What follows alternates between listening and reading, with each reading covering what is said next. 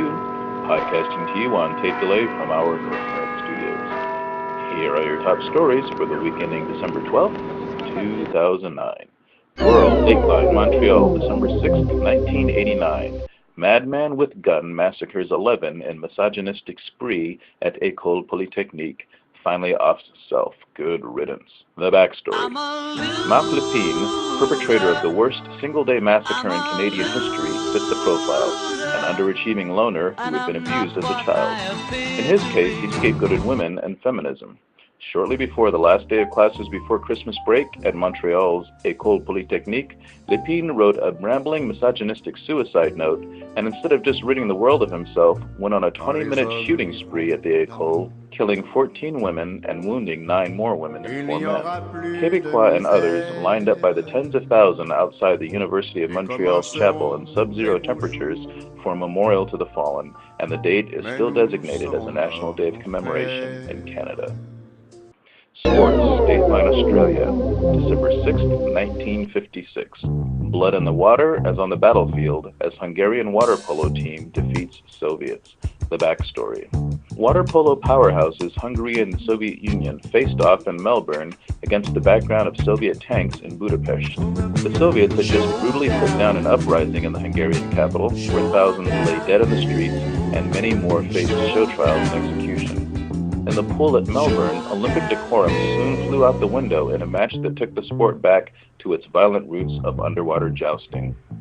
Both teams traded punches from the start of the match, but with a minute left to play and the Soviets trailing 4-0, Valentin Propokov blindsided Hungarian Ervin Zador, causing hemorrhaging around his eye and blood in the water. The Hungarian expatriates among the spectators had to be restrained by security from storming the pool, and the match was called, with the Hungarians declared victors. Almost half of the team defected after they won the next match, and with it, Hungary's 4th water polo gold.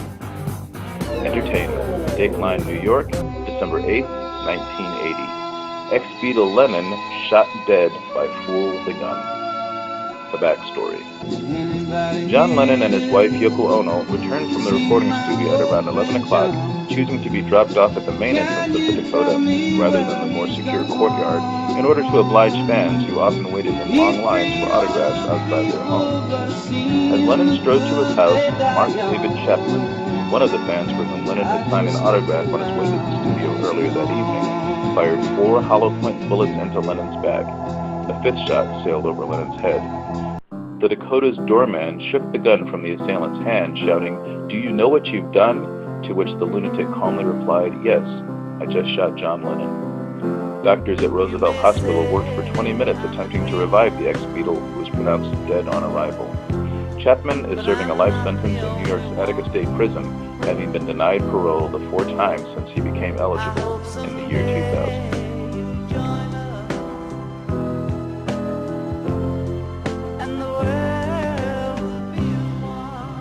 This week's birthdays. December 6th, poet Joyce Kilmer. December 7th, baseball legend Johnny Bench. December 8th, composer Jean Sibelius. December 9th, author John Milton. December 10th, poet Emily Dickinson. December 11th, stage and screen star Rita Moreno. And December 12th, painter Edvard Munch. Thank you for joining us for this Tweet in History of the Week in Review. Be sure to follow us on twitter.com/HistorTweet and check our archives at HistorTweet.blogspot.com.